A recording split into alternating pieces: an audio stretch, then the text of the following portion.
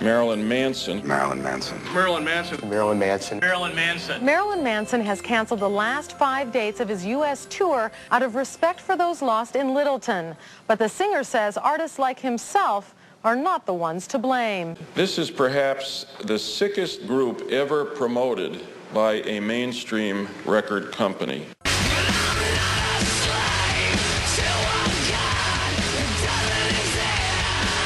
After Columbine, it seemed that the entire focus on why the shootings occurred was because the killers listened to Marilyn Manson.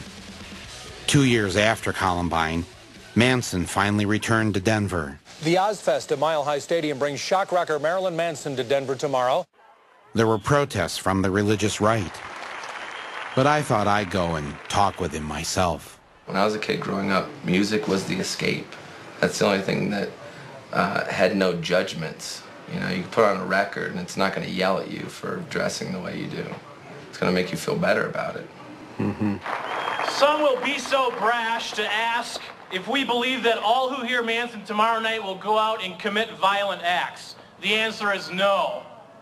But does everybody who watches a Lexus ad go and buy a Lexus?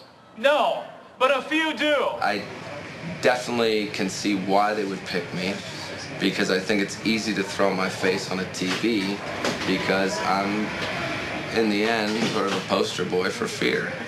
Because I represent what everyone's afraid of, because I do and say what I want.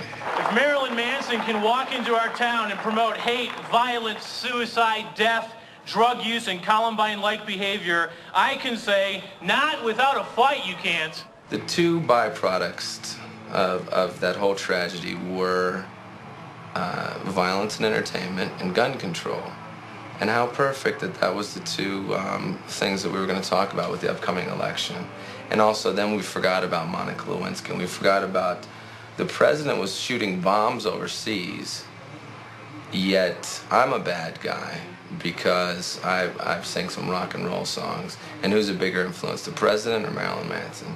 Do you know, I'd like to think me, but I'm going to go with the president. Do you know that the day that Columbine happened, the United States dropped more bombs on Kosovo than any other time during that war? I do know that, and I think that that's really ironic, you know, that nobody said, well, maybe the president had an influence on this violent behavior. No, because that's not the way the media wants to take it and spin and turn it into fear, because then you're watching television, you're watching the news, you're being pumped full of fear. There's floods, there's AIDS, there's murder, cut to commercial. Buy the Acura, buy the Colgate. If you have bad breath, they're not going to talk to you. If you got pimples, the girl's not going to fuck you. And it's just this, it's a campaign of fear and consumption. And that's what I think that it's all based on, is the whole idea that keep everyone afraid and they'll consume. And that's really as simple as it can be boiled down to. Right. If you were to talk directly to the kids at Columbine or the people in that community, what would you say to them if they were here right now? I wouldn't say a single word to them. I would listen to what they have to say, and that's what no one did.